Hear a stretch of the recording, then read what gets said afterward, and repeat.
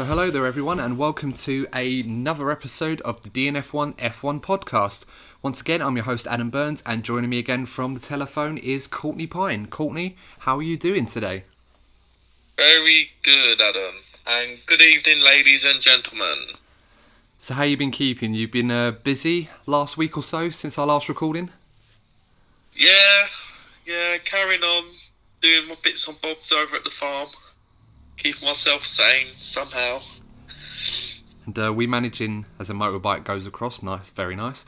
Have you managed to avoid any stragglers running around trying to break social distancing or lockdown rules? No, people have been behaving themselves, so I can't complain. That's good. I mean, we've been having a lot of good weather of late. Obviously, the last couple of days have been less than summery, which is only a good thing when we're trying to stick to these lockdown rules. So hopefully that continues, and might have to hope and wait and see what happens next. I mean, we're not going to talk too much about lockdown and stuff. I think we'll leave that to the experts because we're in no way in a position to offer advice at this point, just like everyone else. But so we'll move on to what we're going to be talking about in our podcast. So first things first, for those of you tuning in and expecting the second part of our favourite cars, featuring some cars that I have chosen and wanted to talk about in a bit more of a technical analysis of them and obviously what made them so great, that will come in next week's episode, which we're probably going to put out, I'd say, this time next week probably is a good time. So until then, you've still got that list of cars that Courtney very kindly chose them, and I think we had a great discussion on those cars, and I really enjoyed that list that you gave, Courtney. I thought that was definitely a very, very good list to choose from. And I'll go first dibs. So. Yeah, well, no, that's the nature of it, really. That's me being so kind. But then, in fairness, I think a lot of people probably would have picked a few of those cars in particular on their all-time list if they had to choose a few. For those of you that haven't seen that episode or are interested, it's on the YouTube channel, or if you listen to us on a major podcasting platform like Spotify or Apple iTunes or Google Podcasts, and you can check that out on there. And make sure to leave a like, share and subscribe as well, because it really helps the channel out. Now, moving along to this week's episode, obviously in the current world of Formula One, it's very, very difficult to find any significant news day by day, as the current COVID-19 situation has taken precedent in terms of enforcing a lockdown in numerous countries across the world. And because of this, we've kind of been indoors for well over a month now. I'm not really sure, Courtney, if anyone's kept count on how many days exactly we've been in lockdown. It feels like an eternity. I don't know if you have any idea of the number. Well, maybe you can go back to one of the episodes we recorded, because it happened, didn't it? It happened just after we recorded an episode. I think so, yeah. So I'm going to guess that it was, 4 weeks ago, Monday? Because we're recording this on Wednesday. What's the date today? Wednesday the 29th of April. So Monday? Yeah, it sounds about right. So a month, practically. Yeah. And it feels... I think 30. It would have been 30 days. Oh, yeah, because it happened on the Monday. It just feels so it'd be 4 weeks and 2 days. Yeah, it just feels so much longer than that, doesn't it? God, yeah. I mean, I haven't shaved once. Actually, no, that's a lie. I had a job interview, and I shaved for that because I wanted to look presentable for a Skype job interview. So put the suit on, and for those of you wondering, yes, I did put trousers on just to be safe. I wasn't sure how much the camera was going to catch of me, so I made sure to wear a full suit. I was tempted to wear shoes. You had your Spider-Man boxes on, didn't you? Damn right, I went full kit and everything. You never know. You never know when... I was going to say nature calls there. It's obviously the wrong occasion. But yeah, as you do, Skype interviews and all of that. So, other than that, I've literally just let it all grow out, go full on Grizzly Adams, for those golf fans out there that will remember that name. It's probably more like that golf player that they call Beef. I can't remember his name. It's anyway, we're moving on to a bit of a tangent. I think I'm doing this all by myself. We do this every single week. We just chat absolute nonsense. It was a tangent / monologue going on there, Adam. A little bit, yeah. You feel free to cut me off at any point to have one of your own, Courtney. I feel like I hog it a little bit too much. You sound like you was enjoying yourself. So I was, yeah. It's just like, have a little bit of a What were you doing? self-therapy session. Yeah, talking about your facial hair. Yeah, and I think we'll leave it. I've kind of let it go a bit. I've given it like a little neating up because, as you probably know, like if you leave it, you start looking a bit trampy. Like particularly when like the top, the moustache. Yeah. When the hair starts overlapping your top lip, I think you start looking trampy when it happens. So you need to give it like a little trim. Yeah, I know what you mean, but mine's a bit weird. It's kind of like the unfinished goatee. So it's like I have all the facial hair from all over the stubble, the bottom of your neck and under your chin and on your sideburns, all of that. But then, and obviously you've got the moustache that joins with that. But right in the middle, just under your nose, the tip of your nose, it stops on either side, so there's a little bit of a gap, so it looks really, really weird. When you need to do some artwork for that. To be honest, it's a bit too scruffy, and it'll come to a point where once we start getting back to some level of normality, or if there's an occasion where I feel like I need to sort of groom myself again, I'm just going to shave the whole thing off. But hopefully that happens sooner rather than later. But we just got to persevere and carry on. Adam, yeah, this is a perfect situation to be playing with yourself, mate. What? It is a perfect situation to be playing with yourself. And I know what you're thinking, dirty-minded. I think everybody's thinking that. Right? I'm thinking, okay, it's a perfect time to be doing like little sorting out your facial hair and stuff like that. Because you've got to remember, self-esteem is a big thing right now. Yeah. Yeah, exactly. I think the less said on that one, the better. I'm still... yeah, okay. So it sounds like a new problem, mate. I was being completely pure. Well, that's certainly... your mind in the gutter. Yeah, I think we've done a 180 on all of that, on what's been going on with my mind. I think the less said on that, the better. Yeah. Yes, let's move on. So, moving on to the Formula 1 news, guys. It's been a while since we've done that, talking about the Formula 1 news.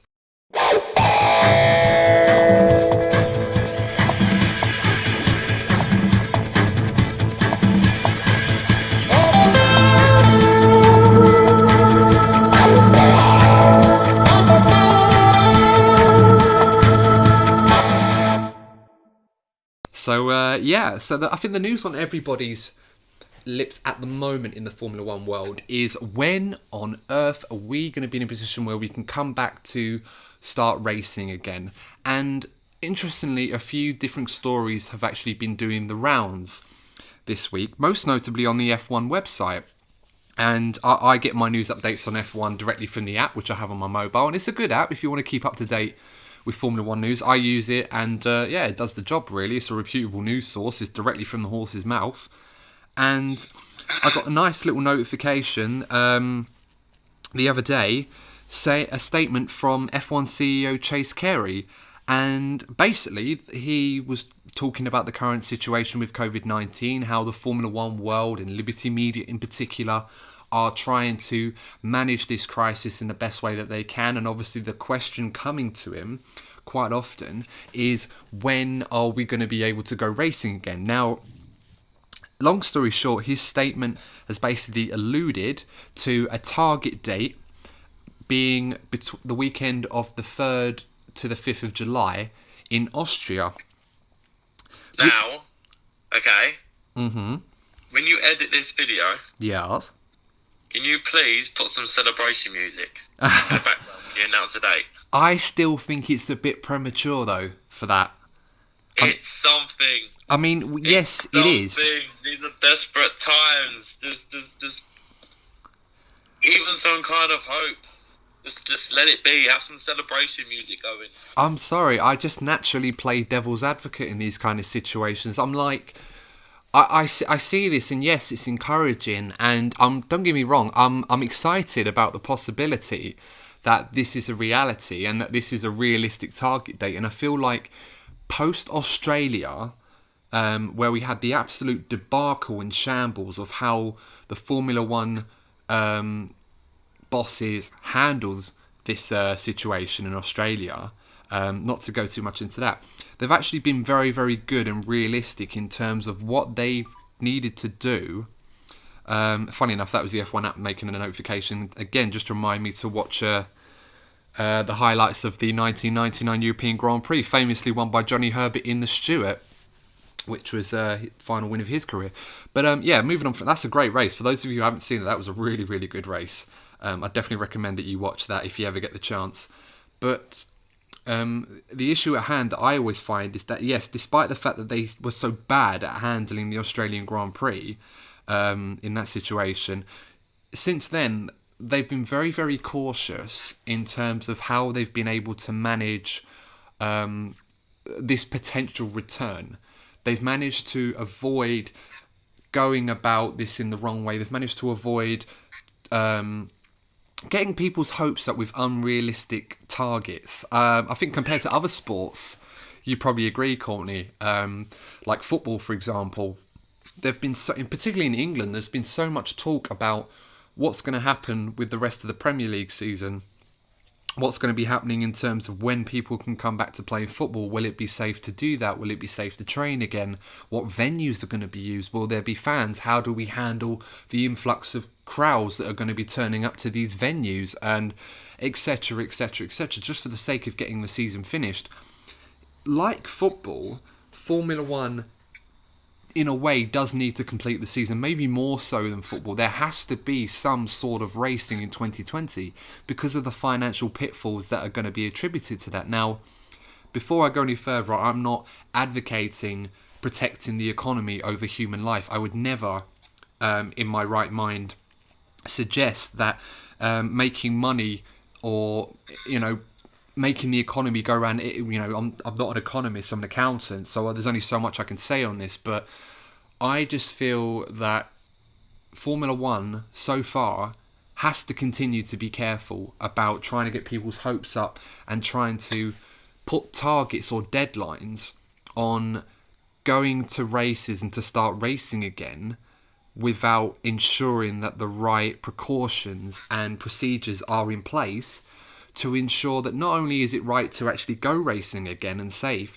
but also to make sure that it doesn't become a catalyst to any potential future waves or spikes of COVID-19, because it's a global sport, unlike football, which is restricted and limited to being a national sport. And obviously European and other continents have their own Champions League competitions like that. But Formula One doesn't operate the same way. It's a global event. It's a circus that travels from one country to another. It operates in a completely different world to anything else. So there's a lot of risks and a lot of questions that need to be answered before we can do that. I think Formula One has a couple of advantages over football in that sense. So first of all, Formula One isn't as reliant on the crowd in terms of the overall spectacle compared to football. Yeah, that's true, yeah. And also, the majority of races that are on that calendar take place in rural areas.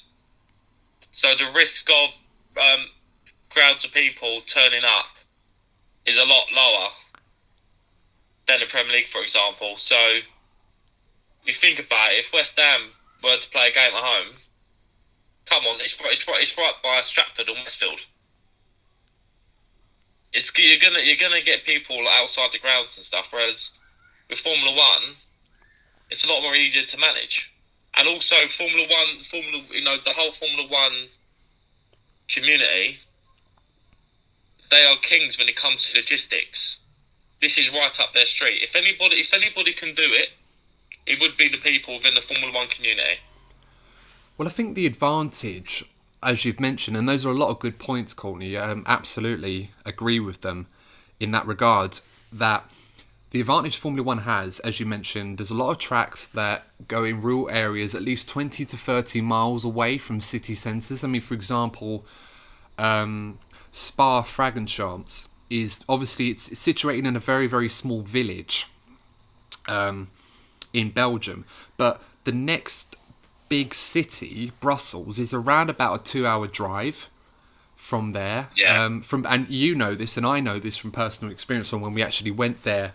Liège. Yes, And Brussels Liège or as well. Liège. Yes, absolutely. And obviously, we do talk about that in a previous episode. So if you want to know more about that, then we discuss our anecdotes of going there in a previous episode. But yeah, and as you've mentioned, so I mean, Formula One have actually looked into this sort of thing, and they've drawn up a potential calendar, which it kind of serves two purposes, because it helps with this current situation how they've actually planned the logistics of what Grand Prix we're going to be going to and when we're going to be doing that.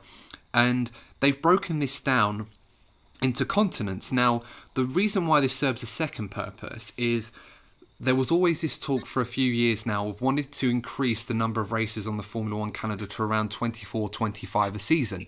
Right now, we have 20 to 21 around about. We were meant to have 21, but obviously there was certain Grand Prix that had to be eluded. Now, breaking this down into continents makes this a lot easier. And this was always going to be the plan, but they've decided that this is probably something that they can bring forward. And it's an opportunity for future seasons to show that this will work logistically and will be more beneficial from a financial perspective for all of the teams involved. So right now on the Formula One app or on the Formula One page, they've released an image which Courtney and myself have both plugged on our Instagram pages. So check those out if you want to see them. Or check out the DNF1 podcast Instagram page, which is DNF1_podcast. And on that, it shows the image of the targeted 2020 calendar. And the predicted season start, as we mentioned before, was Austria, the weekend of the 3rd to 5th of July. And the way that they plan it is as follows. So between July and September months, they want to do all the races that are going to take place in Europe, which is reasonable because a lot of the summer races do take place in Europe, which would include Austria, the British Grand Prix, potentially the German Grand Prix again at Hockenheim because it usually alternates. And of course, I believe, can't remember, I don't think the German Grand Prix was that going to be included in the calendar? I can't remember. I imagine it would. Yeah, no, actually, no. I'm right, actually, Courtney. It didn't. So the German Grand Prix didn't actually appear on the original calendar, and yeah, that was the Grand Prix that was missed. I remember that was the shock. See, this is what happens in a COVID-19 situation like this. We've completely forgotten, or lost all rationale towards what we were expecting this season. It's just shifted so far now because of that. But yeah, that's right. The German Grand Prix wasn't actually going to be included on the calendar. It got pushed aside to accommodate the Dutch Grand Prix and the Vietnamese Grand Prix, which neither are taking place this season as a result of the COVID-19 situation. And according to a source in Germany, the Grand Prix itself was still possible to appear on the current calendar in Hockenheim. Formula One management and Liberty Media had contacted the circuit organisers to ask the lead time to host a Grand Prix, basically how much time would they need to get everything ready to host a Grand Prix, especially under the certain circumstances. Yeah. Nothing's been confirmed so far, so it's a rumour, but it's a good place where if you want to get as many races as possible, and the target, as Ross Brawn mentioned before, and Chase Carey echoed, is still around 15 to 18 races for this season. You know, that there's going to be other races on the calendar that may ask for the European portion of that season. For example, Imola, the San Marino Grand Prix. Yeah, I heard that. I heard that rumour that they've offered, haven't they, Imola?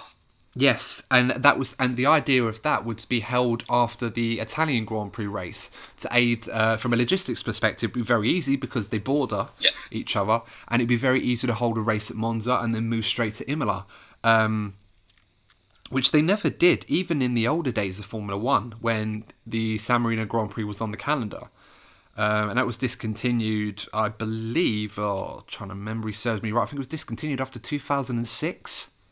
Yeah, I think you're right there. Yeah, when I think Michael Schumacher might have been the last winner, or Fernando Alonso, one of the two. It's so long ago. It makes me feel old when I think back to that, going through my own childhood like that. But yeah, in the European races for July, September. Now, one race that obviously is in huge doubt and is very unlikely, and perhaps some F1 fans won't be too disappointed to hear this, is the French Grand Prix being cancelled. And that was announced last week.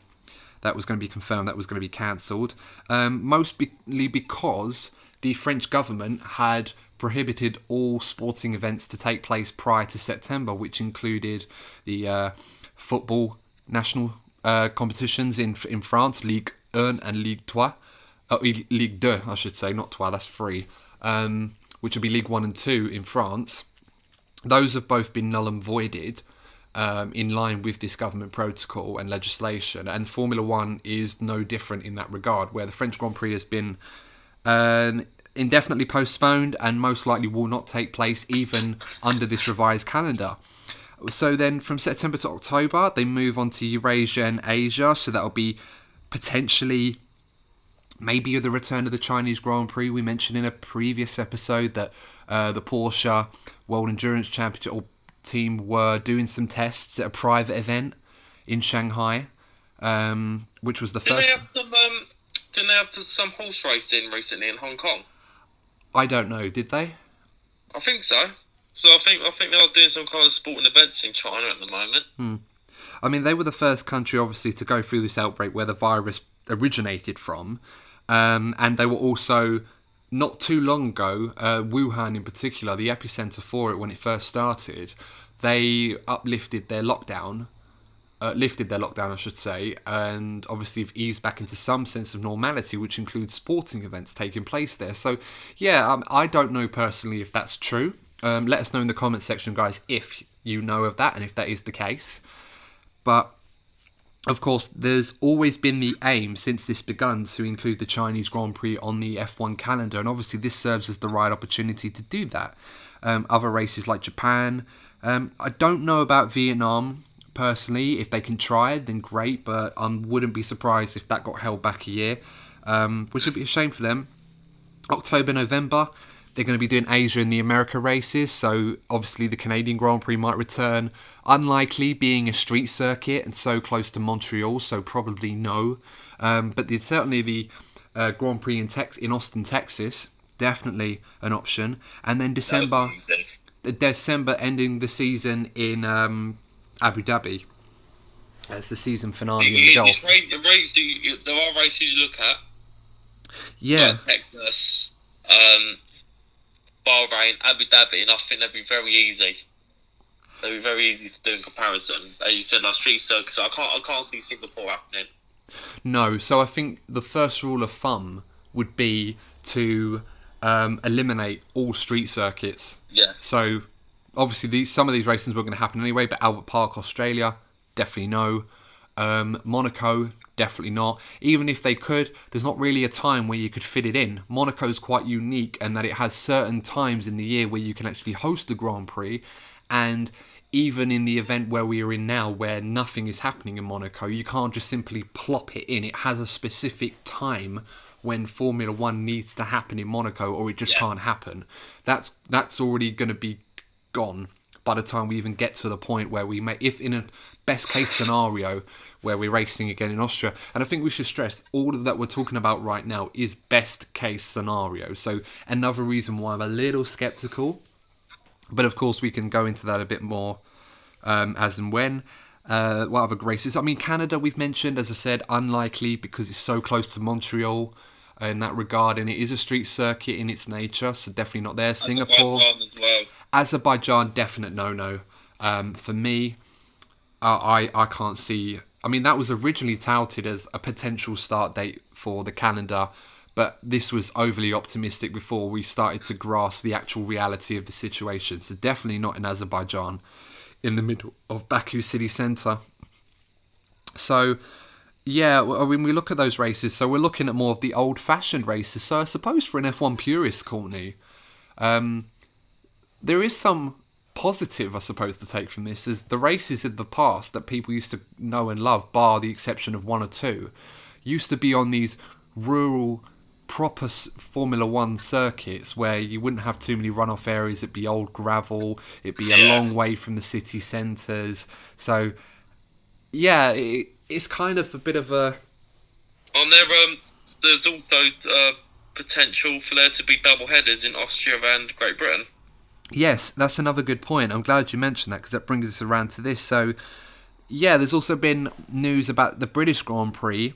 There was a notification that was sent out by Stuart Pringle, who's the managing director of the Silverstone circuit, to basically inform fans that the British Grand Prix is not going to be going ahead in its current format. And that doesn't mean that it's not going to happen this year. Of course, that normally happens in the second week of July after Austria.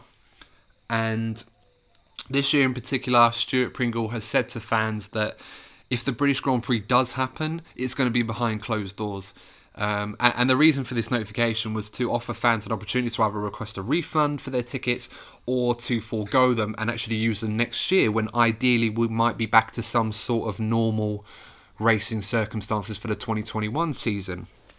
So, as Courtney mentioned, Austria, Britain in particular, two venues where they've offered to host races back to back, so one week after the other.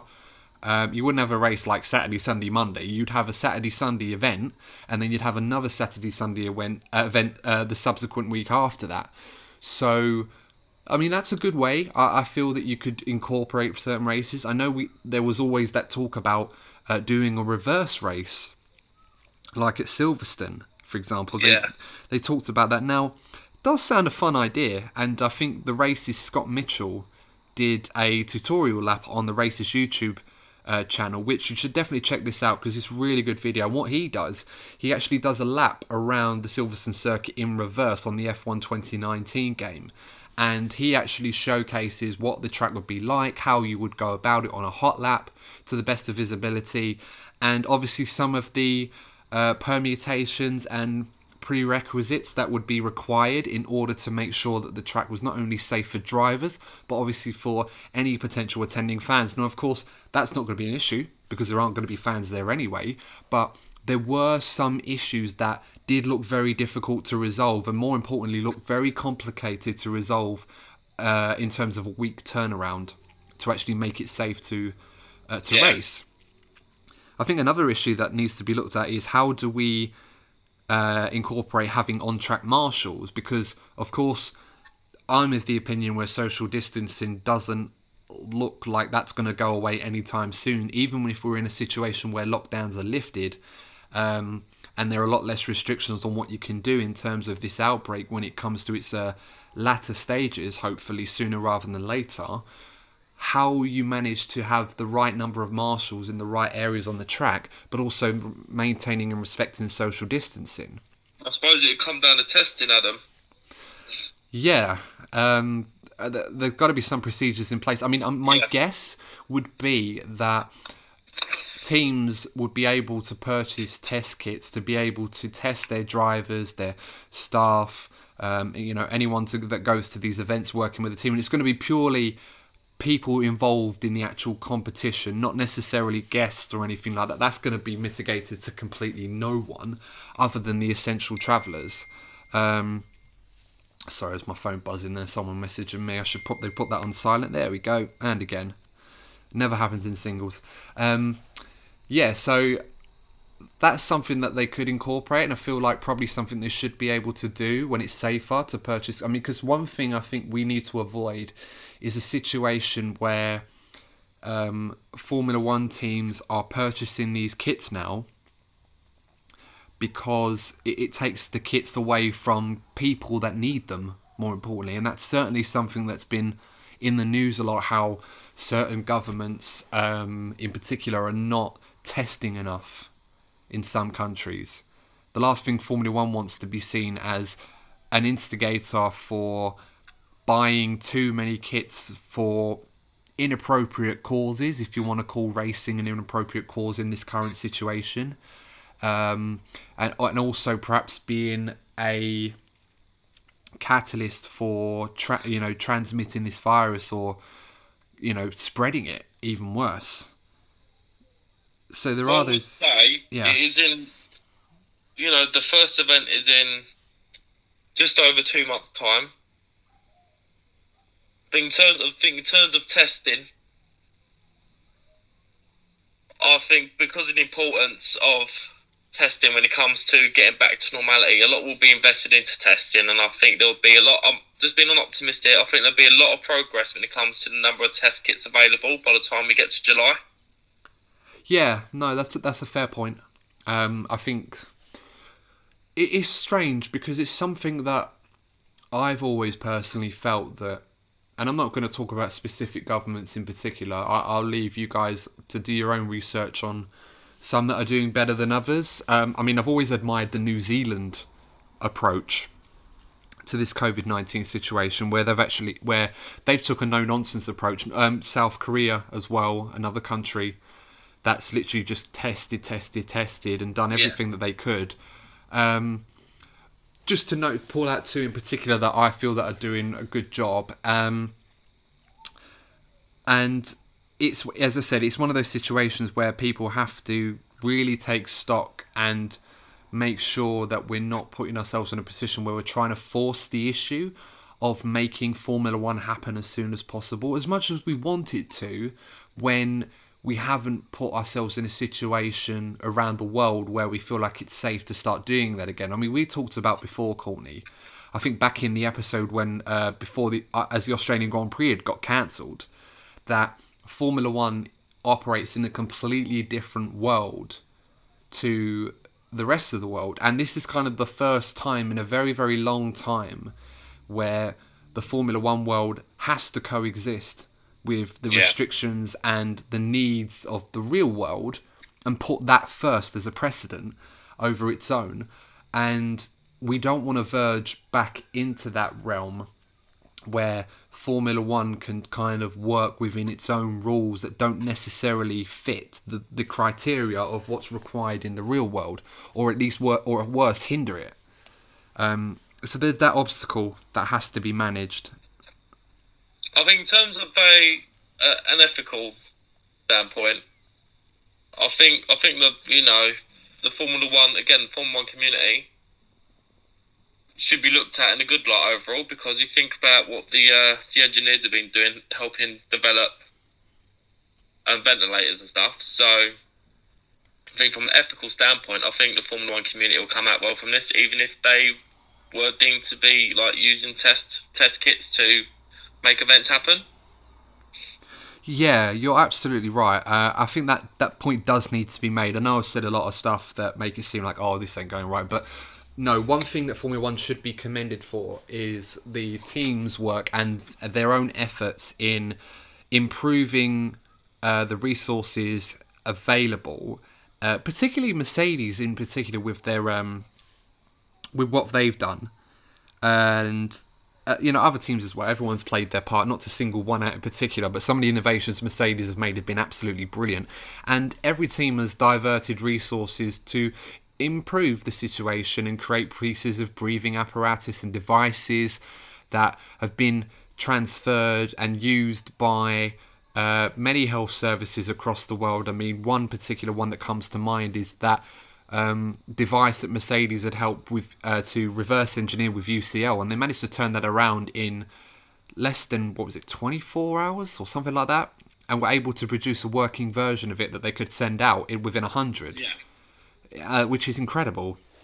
It's amazing. We don't appreciate how brilliant and innovative these young, bright minds are that work in Formula One. They really do have some of the most intelligent people in the world working in the sport. They really do.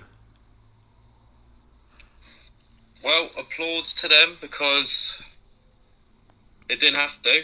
They didn't have to. They easily could have just kept their minds on Formula One. So that's what I'm saying. That's why I feel that, people should look at Formula One in a good light rather than a negative light, because I know we keep on comparing to football, but football does seem to be about the money. That's the reputation it has, whether it be right or wrong. Well, I think Formula One instantly, gave back and have helped, in this battle against coronavirus.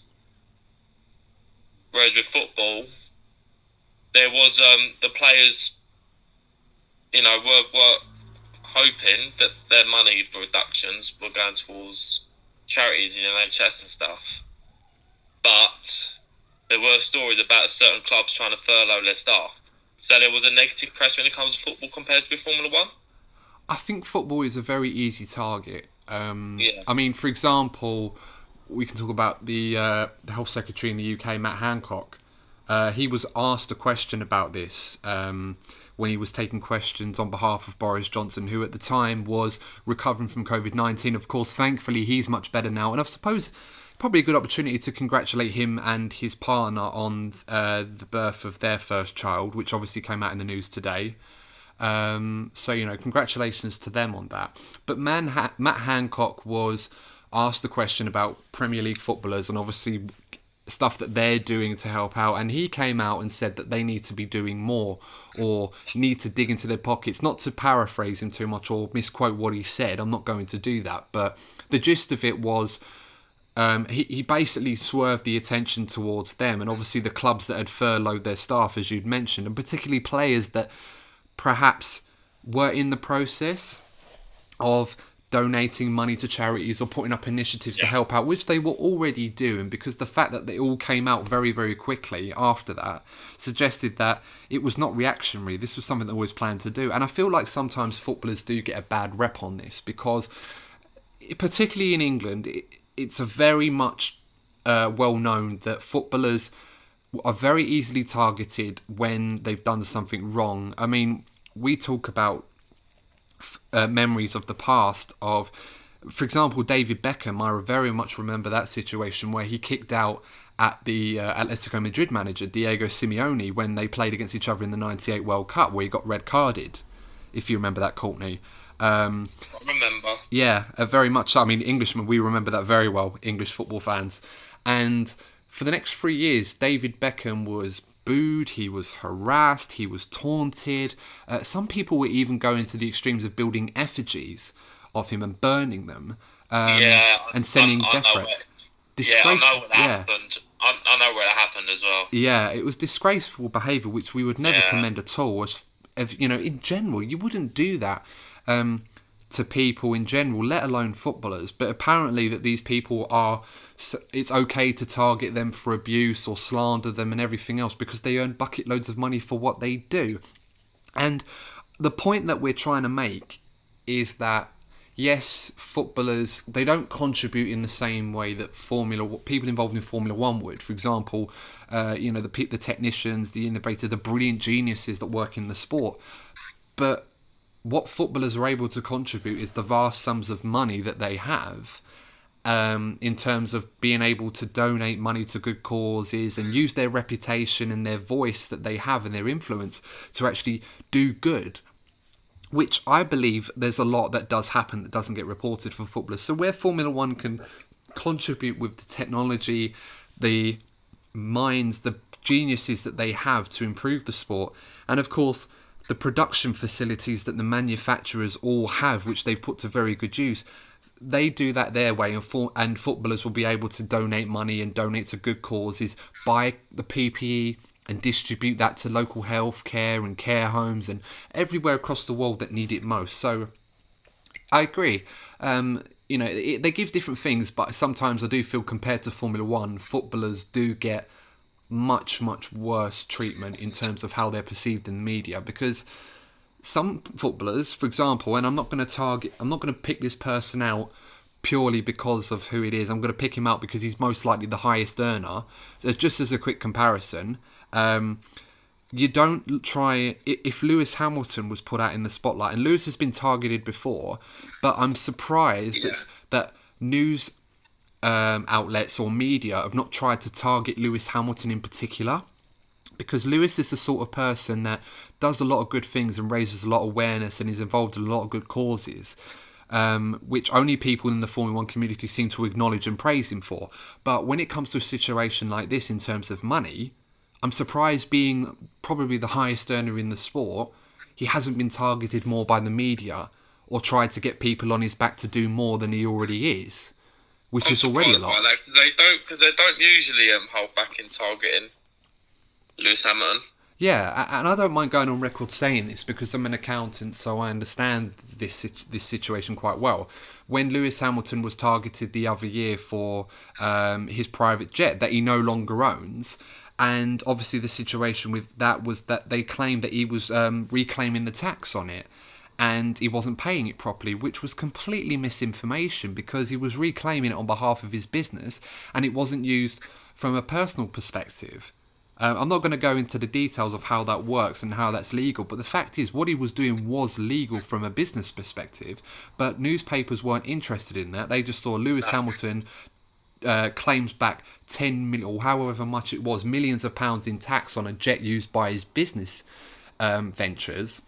But they just put that on there saying Lewis Hamilton doesn't pay tax. So you see that bad press that Lewis has got in Britain and in the British media, and it makes you wonder why in this situation when footballers are being targeted and disgraced or being ridiculed for not doing certain things when the fact is they are, why Lewis is not getting that either. It's quite surprising. Or maybe they just haven't missed a step. It's because I could be wrong, but I feel that Lewis Hamilton has kind of kept himself low-key through this. Yeah, and it's probably the smart thing to do. So. Yeah, it's probably the smart thing to do. I mean, the only time I've seen him in the media or anything on social media, stuff that he's put out about how he's missed going racing or how to wash your hands properly, or that time when he was worried about getting infected when he was at a gathering for Tommy Hilfiger with Idris Elba, who had tested positive for the virus as well. And you're right, I'd probably say for Lewis it's probably better for him to do that and just go about doing supporting services and charities in the way that he does in private, which sometimes I think is probably best. If I was a celebrity or someone that earned as much money as Lewis did, touch wood, you never know, I might get lucky one day and do that. I would probably prefer to go about these businesses private. I wouldn't really want my charitable activities being put out in the media. Even now, stuff that I would do for charity or money that I give to charity, I certainly wouldn't want put out in the media. It's no one's business. I don't need people to... And also, if they were to do that, they'd be, they're only doing it for the glory. Exactly. Blah, blah, blah. They can't win. As, you pointed it out earlier on. There is this perception that if you do have a lot of money, you can't win actually. Well, I'll give you an example. I'll give you an example on this one. Not to go off too much, we will go back to topics soon on this one. But with the footballer thing in mind, obviously there's been talk about Mesut Ozil, where he's been targeted specifically because it was leaked out at Arsenal Football Club that he was one of the 3 players, apparently, now this isn't proven, but apparently he was one of the 3 players that originally refused the pay cut. Because he wanted to defer it and give more money perhaps later on, or wanted to find out the truth as to why Arsenal Football Club needed them to take the pay cut. Was it for the right ethical causes, or was it just for them to save money or to stop their owners from putting money into the club? So when that backlash came and certain journalists, and I won't name them because I'm not putting them on this podcast, I don't think they deserve that right, have targeted him and basically jumped on his back once again because he's an easy target. And he's the highest earner at Arsenal Football Club, so it's one that's going to put in the headlines rather than talk about the other 2 players because they wouldn't have sold papers. Yeah, that was a bit bizarre. They had to, and this was followed up by stories in the news of stuff that Ozil was involved in, good things where they've donated loads of PPE, they've paid for surgeries for children in poorer countries that needed the help, and all the other good things that he's done and used his money for. That had to come out to respond to this, to make it seem like this is actually what he's doing. Don't think he's just taking 350 grand a week playing Fortnite all the time and not playing as well as he could do, whilst someone who's on 2 grand a week at Arsenal, who's a junior coming in potentially, and they're giving up 15% of their salary, which they're going to need more than Ozil will. It's ridiculous how the news can pick up on stuff like that and try to make it seem like it's being the voice of reason for the public, but the reality is they're just using it to sell papers and shame someone else. So make of that what you will, really. Rant over, Adam. Yeah, do you know what? They do rile you up, these sorts of things. I see this and I just think, oh my God, people, just use your common sense. Think. That's why I'm pleased that this social media age has come along now. Because obviously people can still be indoctrinated by things, but you're able to analyse information better. Oh, yeah. Before social media, you couldn't search anything up. The news was what was printed in front of you. Yeah, it's crazy, and I suppose in a way this is why we have a podcast, because we want to be more reputable. No, speak our minds. So we decided to buy a microphone, a laptop, and then just rant every week. And I'm not going to lie, I'm having a lot of fun doing that. I don't know about you, Courtney. I could tell. Yeah. You're in full flow there. I'm loving it. So yeah, as I said, that's the current situation in Formula One regarding that. Of course, Liberty Media, we probably should talk about this. There's the financial repercussions to the Formula One calendar. Now, unlike football, where, particularly in the Premier League, where they have these massive TV deals and there's a lot of money that's being put into these clubs, and even some of them are having to take measures to survive this COVID-19 situation whenever they can get back underway. But Formula One, it's a lot more difficult for a lot of teams, and even the manufacturer teams. Of course, we already were well aware, even in good financial times, when 6 months ago, when things were a lot more peachy before this COVID-19 situation, there are a lot of teams in the paddock that were worried about the current financial regulations, and one of which was the cost cap that was being mooted around. Now, originally it was around $175 million for 2021. That wasn't going to be even policed properly until 2022. That got reduced to 150 million, then 145 million, and then $130 million in 2022 after the latest online meeting between the World Motorsport Council, which meets online now, post-COVID-19. Now, a recent article that was published by The Independent states that Christian Horner, the boss of Red Bull, wants to lower this F1 budget cap even lower to $80 million in order to keep, as he said, in order to keep the wheels turning during the coronavirus shutdown. Now, that's huge. I mean, to put this in perspective, $80 million is around about a quarter of what Ferrari, Mercedes and Red Bull would spend each during 1 year in the sport. Yeah. That's crazy. Like, considering what they do and what they have and how much they would spend. And then you take a team, for example, like, I was trying to think, Racing Point, I think, to pick one out, even though they're going to be massively financially supported by Lawrence Stroll's consortium, and obviously Toto Wolff has acquired quite a large stake in the Aston Martin brand, F1 brand. So, you know, we will talk about that in a future episode, what Toto Wolff's allegiance is in terms of his future's concerned, because that's shaping up to be quite an interesting talking point. But moving back to the budget cap situation, Courtney, there seems to be this growing urgent need to have something put in place, quite extreme, in order to ensure that teams at the lower end of the money spectrum, if you like, you know, to ensure that those teams are able to survive, not only during this coronavirus situation, but also the post-COVID-19 situation. Well, yeah, because you can understand that the bigger teams are accepting there isn't really much of a race with just 6 cars in it. So, you know, they've got to make sure there are as many cars on that grid as possible, because that's the main spectacle of the whole event, really. Yeah, I mean, we've seen what a 6-car race looks like in Formula One. For those of you that remember the 2005 US Grand Prix in Indianapolis, which was won by Michael Schumacher, that 6-car races are not very popular in Formula One. No.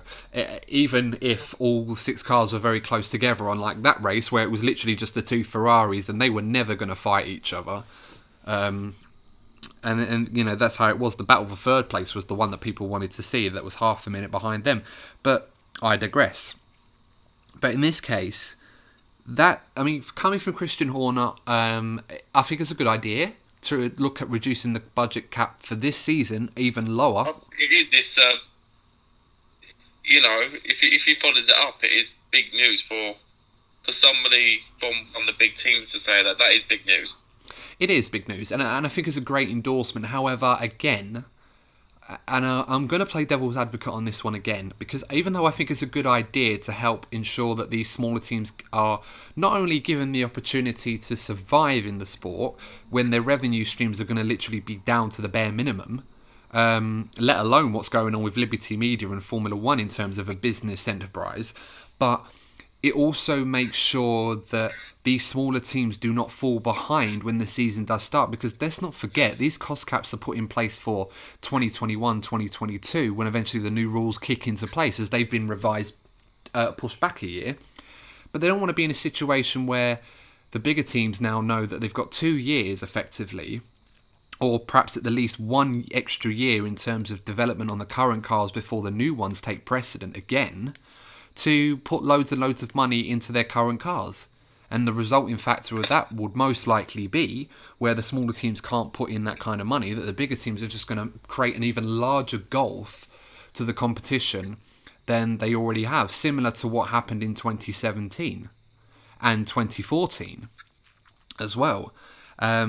So from that, I would look at that and say that also as an additional devil's advocate claim, that perhaps Christian Horner is saying this with his Red Bull cap on, perhaps saying that he's very confident in the RB16, where it stands now compared to the rest of the grid, and also bearing in mind that unlike Ferrari and Mercedes, they use the Honda-powered engines. They're a supplier. They're a customer to Honda. Oh, of course, yeah. So Honda will put the bill up to develop their engine that Red Bull would have already paid for as their agreement, and then Red Bull can divert limited resources that everybody has to their car, but their car is so good that this will favour them in the long run for the season.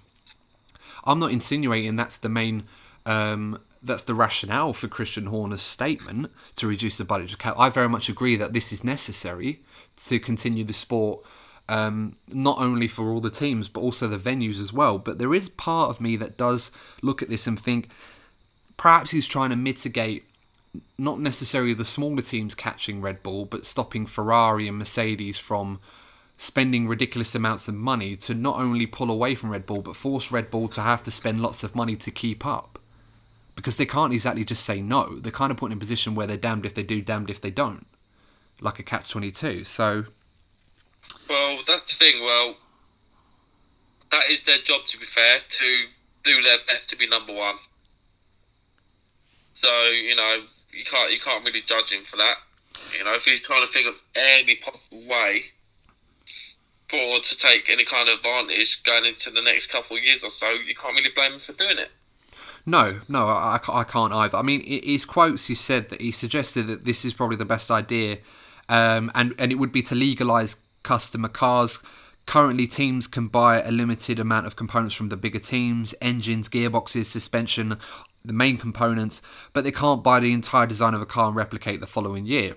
Almost like a little dig at the RP20 that is very similar to a W10 Mercedes. You beat me too. Yeah, that's it seems to be the common dig. We forgot about obviously, for those of you that haven't seen it, do check out our episode in pre-season testing where we talk about the RP20 looking very similar to a 2018 or 2019 Mercedes W10, I should say, which ain't a bad place to start really. And Haas did the same with Ferrari in 2017. He goes on to say this would be the cheapest way to address the issue, their plight, and the quickest way to be competitive as well, referring to the smaller teams. Gunther Steiner, the Haas boss, thinks that this is just a way to manipulate smaller teams' performances, which I can understand, really. But again, it depends on which side of the coin you're on and obviously which team that you work with. Of course, someone like Christian Horner is going to be protecting his own interests, as all the other teams will do. And mitigating costs is going to benefit everybody if it's regulated, but it does mean that if you've got a very competitive car already, you've got more chance of being successful and maintaining that advantage than you would do if you're a team that spent a lot of money, like Ferrari, for example, and still have a little bit of catching up to do. So, yeah, make of that what you will, guys. I think we, trying to wrap this up in the next 10 minutes or so, because I realise we're a bit pressed for time. In addition to this, there was that mention of that story from Liberty Media. So, Courtney, there was a story in the week about Liberty Media. Okay. Where they have transferred a 33% stake from the event promoter that works with them, Live Nation, to the satellite radio broadcaster Sirius XM.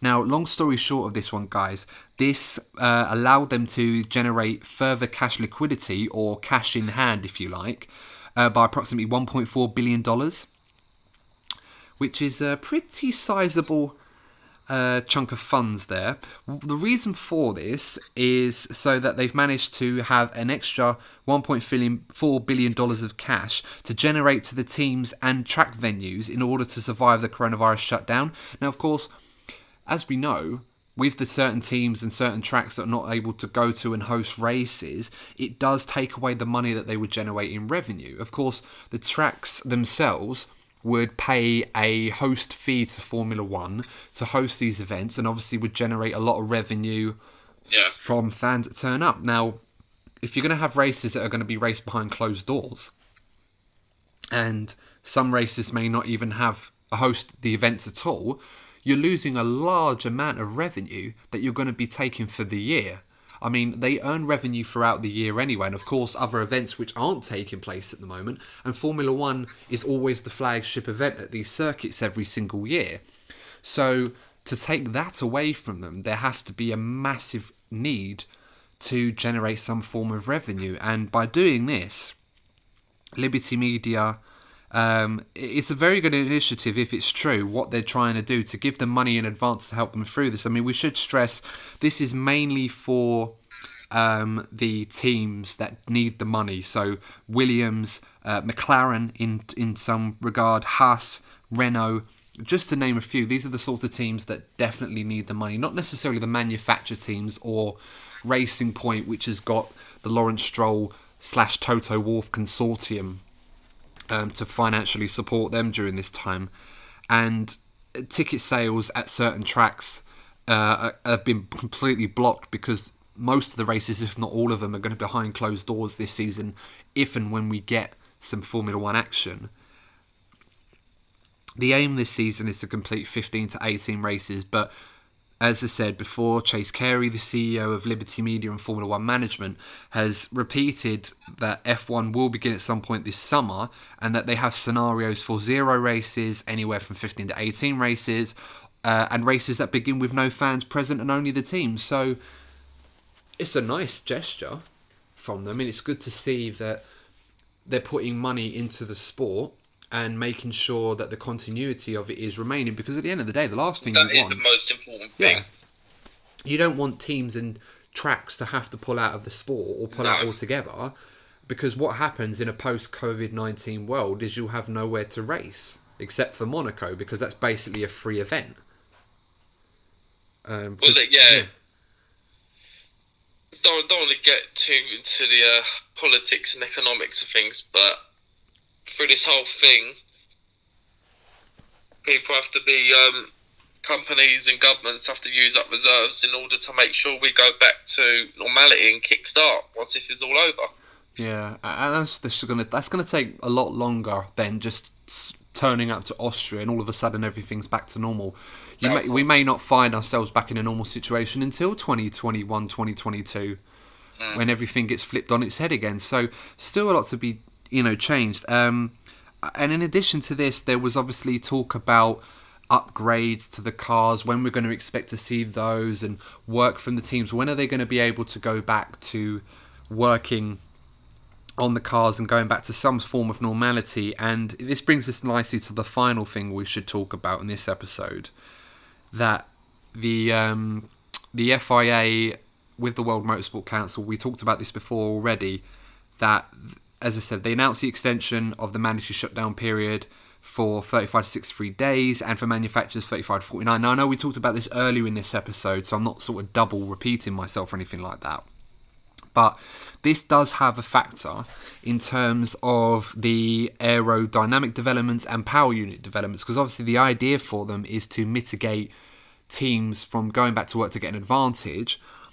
But at the same time, it's about trying to find a safe working environment where the teams are actually able to go back to work again. When are they going to be able to work on their cars? How much money is going to be used for them in terms of their development? All of these things have to be taken into account. And I feel like before we go racing again, nothing is going to happen until all of the teams are able to come back to work in a safe environment. I know some teams have already taken steps. Ferrari have already introduced their return to work program, where they're slowly but surely increasing the workload at the Ferrari centre in Maranello. Mm-hmm. So, it's kind of like, I think a similar example to compare it to, Courtney, would be when you have a race where you have dry to wet conditions or wet to dry, and someone sends a guinea pig car out that's got nothing to fight for, puts them out on an alternate strategy, and everybody literally watches them like a guinea pig to see if their times are that much faster to prompt them from doing the same thing. And this is what Formula One is doing now. It's kind of very, very slowly taking its time to keep an eye on this situation and watch what other people are doing. And if that situation improves and it starts to be beneficial, then perhaps the wheels will start to go in motion again. And we might start to see more teams start to take these initiatives on, get back to work again, and perhaps we'll start to realise a more realistic date as to when this Formula One season is going to restart. You know what? I just had a random thought. What's that? This could be a real opportunity for Formula One as a sport, you know. Do you want me ready for me to elaborate? Yeah, no, by all means, yeah, we got time. There's going to be no other live sport on. No, that's absolutely right. I mean, esports has taken centre stage, and as a commentator for a few online racing leagues, I can definitely say that there's a lot more interest in that area, especially in the F1 events that they do on TV as well. Yeah. Based on this sort of stuff. And yeah, you're right, Courtney. It's a great opportunity for any sort of live sport that needs to take place to actually happen. And Formula One probably will most likely go back to being a sport like being live on television again than probably others, purely by nature, but the fact that it's a lot easier, as you said, to host events where there are no fans. They can do it behind closed doors. People are going to be so eager to watch some kind of sport that people that aren't massively into Formula One or previously weren't into it at all will have some kind of interest in it because it's something. It's like during the summer when there's no football on. Let's be honest, none of us are massive cricket fans. We're more interested in the cricket when the football isn't on. Yeah, no, you're right. I mean, the Cricket World Cup last year for us in England was brilliant. Yeah. The Ashes as well, equally, because even though we lost the Ashes series, we'll always remember for that day where Ben Stokes single-handedly won the Test match on his own by batting for what seemed like an eternity.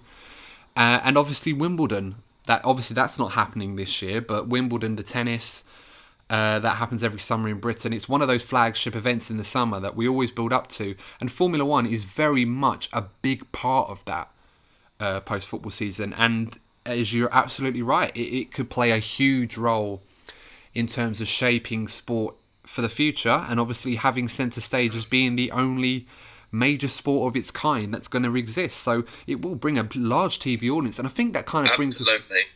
It kind of brings us on to our last point I think we should talk about before we wrap this episode up, is what is a post-COVID-19 world going to look like for Formula One?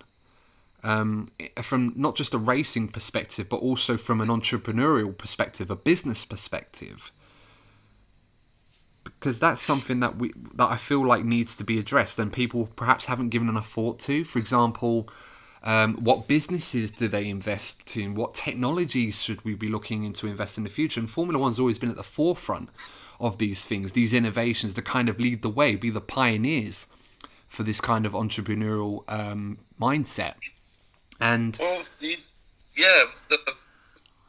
world as we know it could well change. You know, there's going to be a lot more emphasis on looking after the planet and stuff because people have seen how the world has been. Well, I'm going to sound really, I don't know. Put your Al Gore cape on. Conspiracy theorist, yeah, but people have seen how the world has almost been healing because humanity has taken a rest. Yeah, I mean, we've seen the memes that you can see that off in the distance and stuff like that, yeah. So that's what I mean. So it might not. At the end of the day, I can't speak on behalf of the human race, but there could be massive changes to the way we operate. So, as you're right, it would have a knock-on effect to our Formula One innovates, particularly when it comes to carbon footprint. Yeah, it does. And I think Formula One, the logistics element of travelling to continents and hosting races in a continent, moving to another one, is something that was going to happen sooner rather than later. But purely with that in mind, and Formula One, in terms of a sustainability perspective, and I think I read this right, I read an article on this, it's actually the most economically and environmentally sustainable sport out there, with the exception of Formula E. Of course, yeah. And of course, there's a great article on why Formula E in particular is so environmentally friendly and why it's growing in stature and popularity because of that. And of course, because it's a very quickly impressive motorsport. I've followed it for a while now, and I've always enjoyed it for a lot of reasons. It does need to get a little bit faster, granted, but in time that will happen. You know, it's still 5-6 years since it begun, and it's come such a long way in the generations of cars that it's produced in a short time. And Formula One was no different. Formula One took a good 20-30 years before it really boomed as a global sport. Even though it already was, it really did take a long time before that happened, before it became the pinnacle.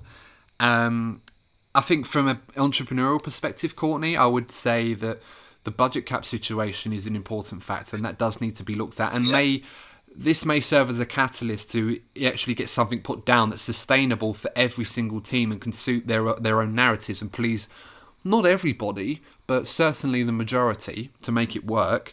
And make the sport better for it. It doesn't necessarily have to be as fast as it possibly can. Formula One teams and Formula One in general has always had restrictions and limitations. What's always been the appeal is how teams have been able to take those limitations and then go beyond them, but also at the same time within them.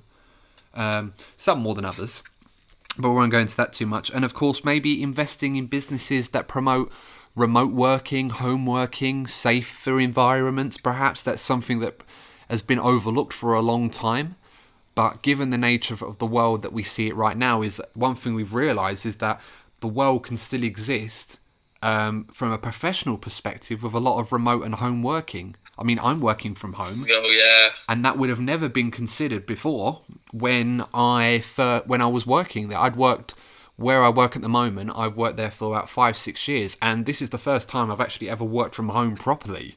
And there's not really been that many complications other than the fact that I can wake up 5 minutes before my shift, turn my laptop on and get cracking, and I won't have to worry about travel every day.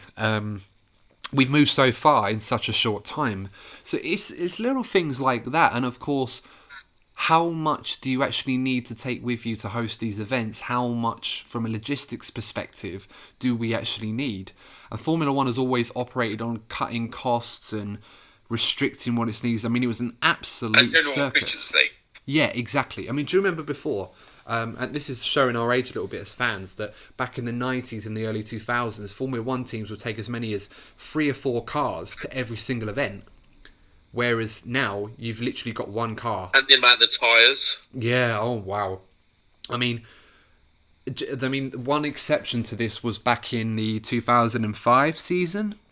Obviously, where there was a time when Formula One teams would only have to manufacture tyres, or their providers Michelin and Bridgestone in 2005 were tasked with producing tyres that have to last the whole race. You weren't allowed to change tyres back then. And this was like, people think about time management making the races boring now. They should have seen them in 2005. And obviously the one team that got caught out by this was Ferrari, because Bridgestone had not produce an effective tyre that could work the whole race, but also work with the car in mind. And bear in mind, the only other 2 teams that ran this tyre was Minardi and Jordan.